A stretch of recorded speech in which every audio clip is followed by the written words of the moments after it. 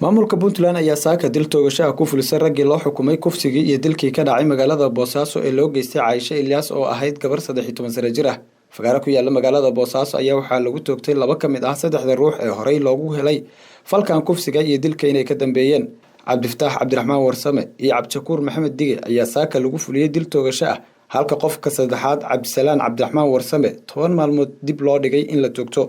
Wararka ayaa sheegaya in sababaha dib loogu dhigay xukunsanaha saddexaad in saaka la toogto lagu sheegay codsi ka yimid maamulka Puntland iyo Aabe Ilyas Aadan oo dhalay Caaisha Ilyas. Raggan saddexda ah ee loo haystay kufsigii iyo dilkii Caaisha Ilyas Aadan ayaa 12 bishii May ee sanadkii tagay ee 2019 waxaa maxkamadda gobolka Nugaal ay ku riday xukun dil ah, iyadoo maxkamadda racfaanka ay ku raacday xukunkaasi kadib markii ay racfaan ka qaateen.